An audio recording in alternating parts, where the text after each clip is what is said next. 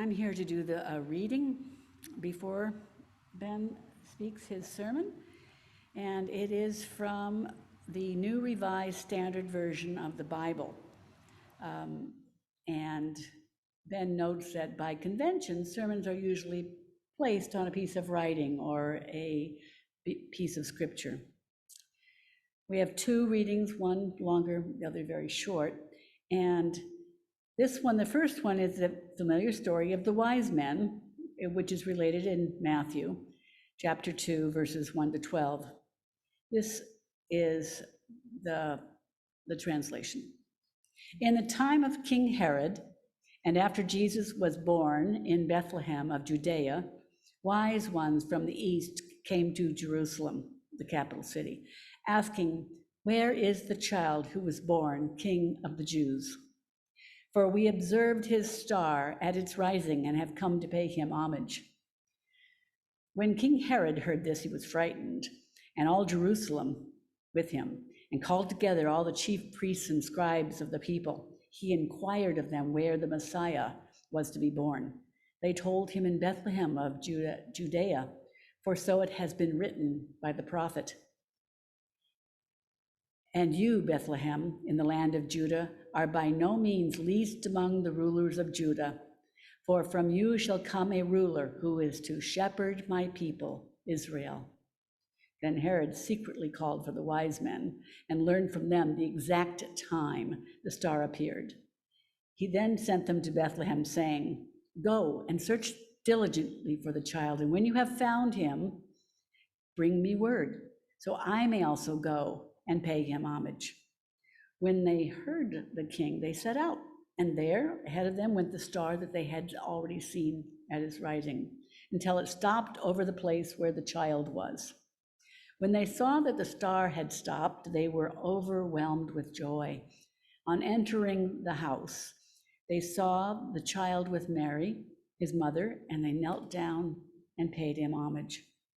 Then, opening their treasures, they offered him gifts of gold and frankincense and myrrh. And being warned in a dream not to return to Herod, the wise men departed for their own country by another way. Our second reading is of just a brief thought, really, by one of the great liberal theologians of the 20th century, Paul Tillich, and the power of the status quo, what is needed to transform it. When the time comes, the old must disappear.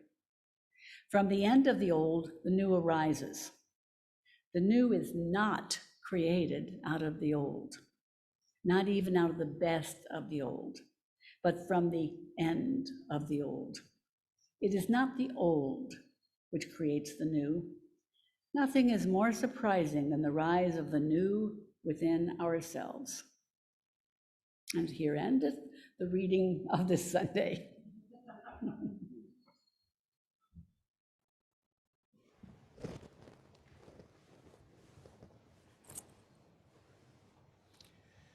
Thank you, Jeanne, and thank you, Paul, and thank you, everyone, for being here today. And the 61 participants on Zoom, bless your hearts for Zooming in with us today. The text that I chose this morning, I'm using hopefully a familiar story of the wise men related in the second chapter of Matthew, which again concludes, "And being warned in a dream not to return to Herod, they departed to their own country by another way." Now, ever since my theatrical appearance as one of the three wise men in the annual Christmas pageant in the Baptist church of my upbringing, I've been fascinated by this story. The Bible does not say that they were kings, nor that they were three in number, but they've been transformed into such by legend and song. Perhaps their identity was inferred by the three gifts of gold, frankincense, and myrrh. Frankincense and myrrh, along with gold, representing precious and reverential items worthy of a king, which they considered the child in the manger to be. In Greek, they are called the Magi, which can be translated to mean magicians, sorcerers, or even astrologers. Now, a long time ago, someone in the parish I was serving gave me these 2 figurines as a gift. That's right, 2. Maybe they were being discontinued, I'll never know. But because of that, I made up elaborate stories about them.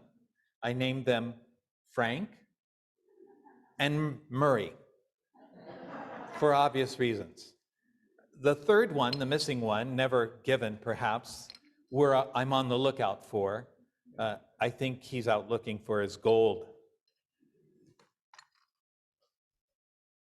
Anyway, these strange travelers from the east, we are told, followed a star to get where they were going, but returned home by another way.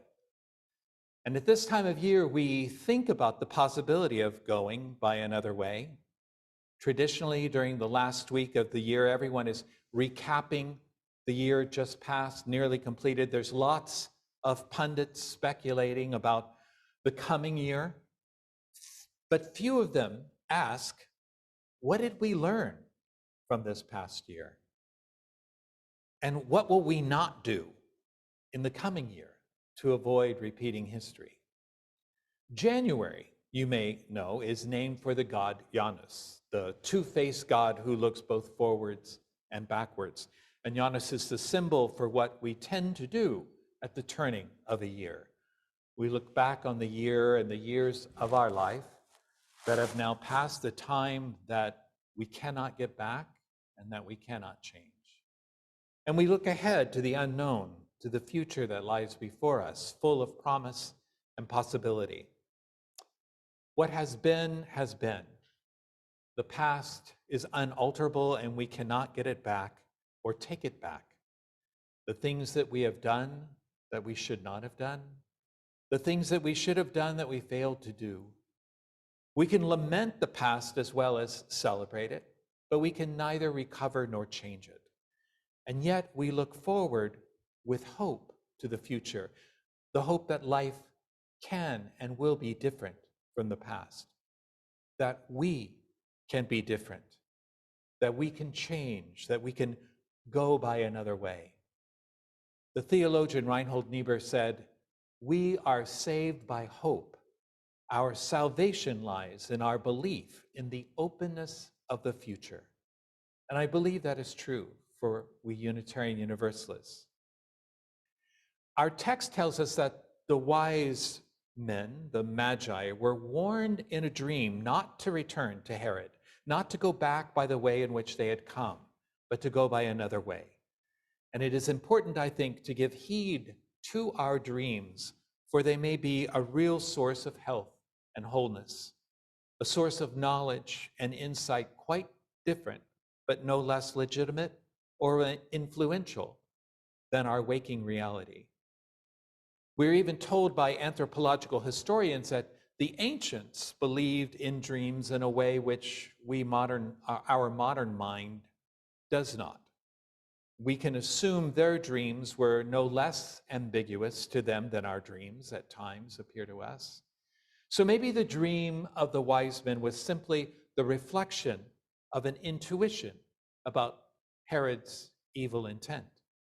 In any case, their decision changed the future, as indeed every decision does.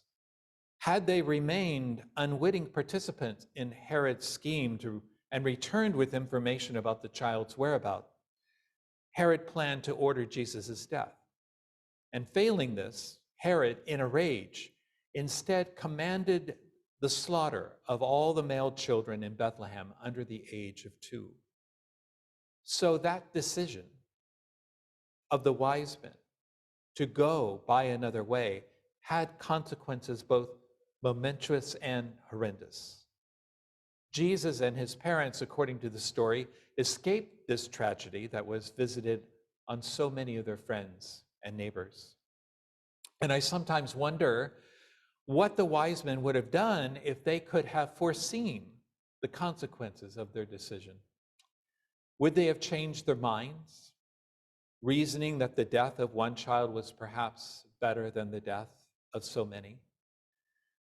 The story points to the truth about life in this sense, that all actions have unforeseen consequences. We can never fully anticipate the results of what we intend and what we do. And yet this is what history is. This is what life is, the result of chances and choices made in only slight awareness of where they will lead. And this is the source of the fear and uncertainty we encounter in every decision to go by another way. It is there in every choice for change. That the future is open and radically ambiguous can be a frightening proposition for so many people. Our intentions matter only slightly, for we lack the foresight to know the full results of what we intend to do. Our intentions only marginally affect the consequences of what we intend. And this is one reason the status quo always has an edge over transformation. It has the advantage of familiarity, the comfort of the known. Tempted to go by another way, we always stand on an edge between hope and fear, both hoping and fearing the unknowable future, which holds out both the promise of marvelous possibility and the potential for unforeseeable future consequences. Hope beckons us, and fear holds us back. To truly go by another way requires courage to face not just the unknown, but even the unknowable. To go by another way, our hope must overcome our fear, and our desire for transformation must become more important than the comfort we draw from familiarity. In one of the most compelling and challenging sermons Paul Tillich spoke about the other reason for the power of the status quo. He says, when the new comes, the old must disappear. From the end of the old, the new arises. The new is not created out of the old, not even out of the best of the old, but from the end of the old. Nothing, he concludes, is more surprising than the rise of the new within ourselves. Surprising and difficult, because the old has a hold of us. And changing the culture of a people, an institution, a society, even a congregation is considered one of the most difficult things to accomplish. Can I get an amen from those in leadership?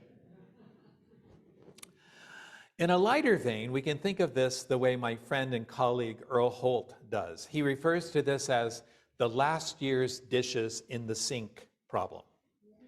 You know, you wake up on January 1st, there's a clean slate ahead of you, you're tempted to stay in bed because it's all going pretty well so far, and then you remember them.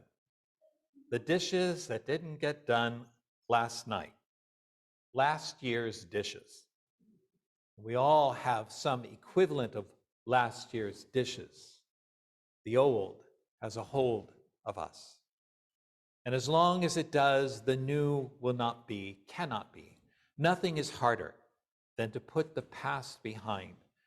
To make a new year new, to go by another way, we have not only to look forward in anticipation to the future, but to say goodbye to the past. The new cannot come from the old, not even out of the best of the old, but out of the end of the old. And we have to let go. It is not easy to bring something to an end, and yet the new demands it. And so nothing is more surprising than the rise of the new within ourselves. We must be ready to receive even the surprises, the inadvertencies, the unintended consequences of going by another way. So I like to tell stories. I have a story now. It's a very different story about 3 travelers whose adventure outside of their culture also had unforeseen consequences. And this story is set in Eastern Europe at the end of the 18th century. And there in the village of Bobov, north of the Carpathian Mountains, a rabbi lived and prayed among his small community of poor Hasidic Jews. And one day a couple came to the Rebbe to ask him to pray for them, explaining that they had never had a child, though they had waited in patient silence for years. And they believed that the prayers of a rabbi, this Rebbe, were able to shake the very gates of heaven itself. So they were jubilant when he said, not only would he pray for them as they requested, but he would also tell them a story as well. Even better. So he told them a story about three Hasidim, three devout Jews, who one year had longed to spend the high holy days with the great rabbi, Reb Yaakov Yitzhak of Lublin, also known as the Holy Seer. And this fascinating rabbi, blind in one eye, but steeped in the wisdom of the Talmud and the Kabbalah, could see, it was said, from one end of the world to the other. People came to Lublin to study, to meditate, to sit in the shadow, in the presence of the great teacher. So anxious to join this company, the three Jews set out early one cold morning. Without food, without money, they determined to walk all the way to the Polish border and beyond. But after several days, without eating, they grew weak with hunger. Listen, one of the three finally said, it is no great mitzvah, good deed, that Jews should die of starvation on their way to see the Holy Seer of Lublin. We've got to do something. Well, according to the Torah, said another of the travelers, anything may be done to save a life. The third suggested that one of them disguise themselves as a rabbi. And then whenever they came to a village, people would welcome them warmly, thinking it an honor that they should be visited by a wise and learned man. And in this way, at least they'd be fed. Now, none of them wanted to practice deceit, but reluctantly they drew straws, and the unfortunate one became the rabbi, the pretending rabbi. A second one dressed up like his assistant, and the third would simply be a fellow traveler from the community.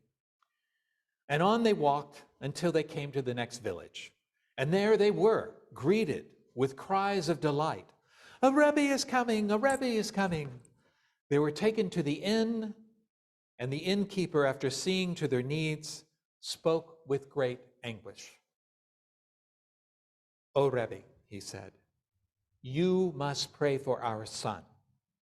He lies dying on his bed at this moment, and the doctors say there's no hope. But the Holy One, blessed be their names, may at least respond to your prayers now that you've come. The Rebbe looked at his companions and asked, what should he do? And they motioned him to go along with the father. Don't talk, they said. Just go with him. And there was nothing else to do, having begun pretending one had to finish. And that night the three slept restlessly, despite being well fed and warmed and cared for. And the next morning the grateful father, hoping the prayer might yet be heard, sent the travelers away. And out of gratitude, he loaned them a carriage and matching pair of stable horses for the remainder of their trip. So on they went to Lublin, where they spent the days following Rosh Hashanah, the Jewish New Year, in glorious study and reflection and prayer under the spell of this magnificent teacher. And with his words like honey, the lessons of the Talmud flowed into their minds and their visions.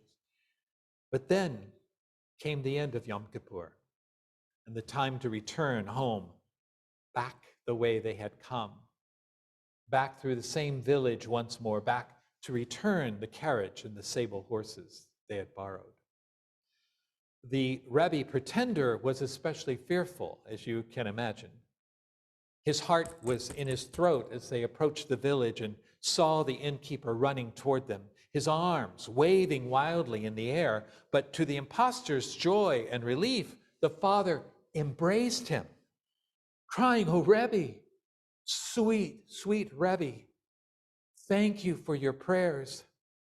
For 1 hour after you left, our son was healed and hopped out of bed and has been perfectly well ever since. The doctors say it's impossible, but he lives." The other two travelers looked strangely at the pretender. Had he really been a Rebbe all along without telling them? Later, he explained that he had simply gone to the bedside of the child and stood there in silence, as they had told him to do. And then he had started to think, Adonai, Elohim, Master of the universe, this man and his wife and their child ought not be punished because they think I'm a Rebbe. What am I? I'm nothing but a pretender. After I leave, the child will probably die, and the parents will be tempted to think that a Rebbe can do nothing. So, Ribonon Shel Olam, Rabbi of the world, not because of me, but because of the parents and their faith, can it hurt that the child be healed? He had done nothing more than that, he said.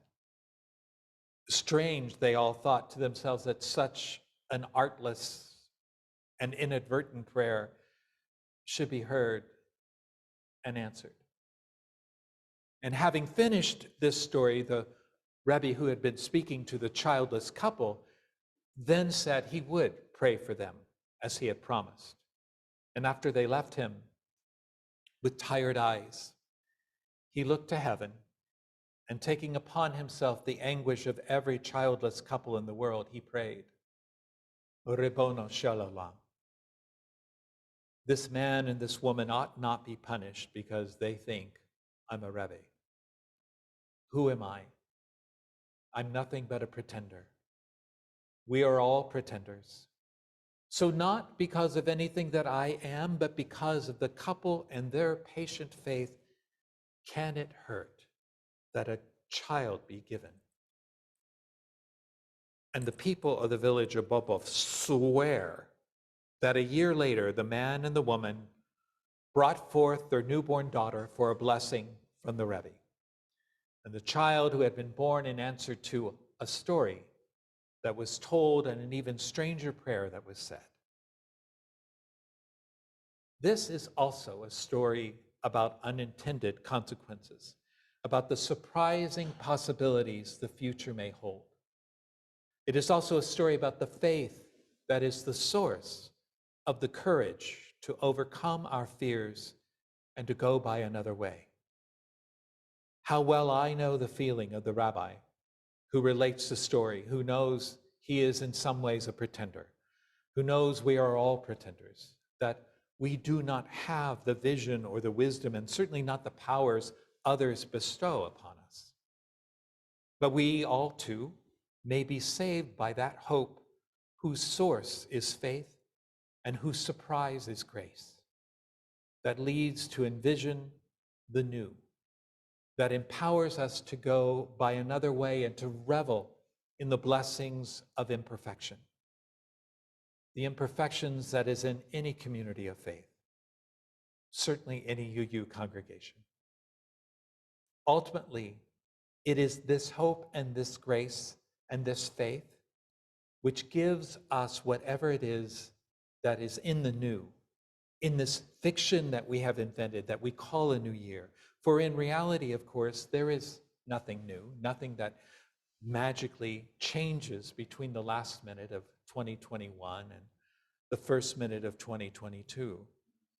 There is no crack between the years. There's no crevice in the ceaseless flow of endless time, which is always and forever the future, flowing into the past through the now, which vanishes in the instant of its realization. Consecutive moments of now and now and now. Eliot's marvelous poem tells us of this fiction. what we call a beginning is often the end. And to make an end is to make a beginning. The end is where we start from. We shall not cease from exploration, and the end of all our exploring will be to arrive where we started and know the place for the first time. There is something within us, the idea of the new, the idea of transformation, the idea of the possibility for change. This is where the new is born, not in the world, but in us, in ourselves, resting on faith, growing into hope, inspiring courage to change and to dare to go by another way. And in so doing, open ourselves to the future to fulfill its hidden promise. By faith, we learn to trust in the mystery, which brings to life possibilities that lie beyond our intentions, beyond our ideas, even beyond our imaginations. By faith, we believe the future into being, the future that lies beyond our vision, the future that unfolds in the unintended and unseen consequences flowing from our courage to go by another way. And so this is the work of the new year, to grow in new ways, to do a new thing that breaks hundreds of years of tradition or cultural entrenchment. The same old, like racism, sexism, greed, apathy, indifference. Those things our faith inspires within us, and yet we aspire to make so. The new year is a fiction, but there's always the possibility of a new you. Its source is hope in overcoming fear, the hope that is born of faith, not in impossible things, but in possibilities beyond our imagining. Hope that lifts us out of ruts and routines. Hope that inspires our courage to go by another way. And that makes all the difference. Happy New You. So be it. Amen.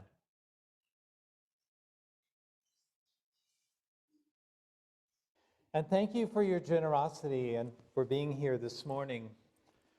We are better together. Our combined congregations are working together to expand our influence and amplify our voices and our values on issues of social and racial justice that affect us all living in San Mateo County and beyond. And so on February 13th, I know that's futurizing a little bit, but we will co-host a service here entitled Life Without Parole with our guest, Mr. Paul Bacanegra, who will be the speaker. And so coincidentally, it seems, the 2021-2022 UU Common Read is the book Defund Fear, Safety Without Policing, Prisons, and Punishment by Zach Norris, published by our own Beacon Press. The Common Read builds community in our congregations and our movement by giving diverse people a shared platform for reflection and a shared focus for action. Further, a common read can take us on a powerful faith journey as we explore individually and together what it means to be human and accountable in a pain-filled world, in preparation for the work ahead of us in building the beloved community and making San Mateo the most compassionate county in California, a worthy goal. And so this week's One Just Thing is planting the seed for as many of us as possible to engage in this year's Common Read. In Defund Fear, community leader and lawyer Zach Norris shifts the conversation about public safety away from fear and punishment and toward growth and support systems for our families and communities. Norris explores what has gone wrong, why, and who has been most impacted by repressive and racist policing policies. He offers a blueprint for public safety that holds people accountable and while still holding them in community. And as Unitarian Universalists, the matters raised in Defund Fear invite us to respond to public safety in the US today through a lens of faith. We urge you to grapple theologically with big, tough questions about who we are and the meaning and purposes of our lives. For your care, for your growth, and for the care and growth of others in your community with whom you will discuss Defund Fear, it is strongly recommended that you enter this book with a series of questions by your side, and we will provide those in the coming weeks. For more information, if you wish, visit UU Come and Read at www.uua.org/read. I know you got that. And listen for more information to come in your bulletin and from this pulpit. Thank you. And now we begin to bring this hour of worship to a close. We thank you all for being here today, and be sure to linger longer, either on site outside or online in Zoom rooms,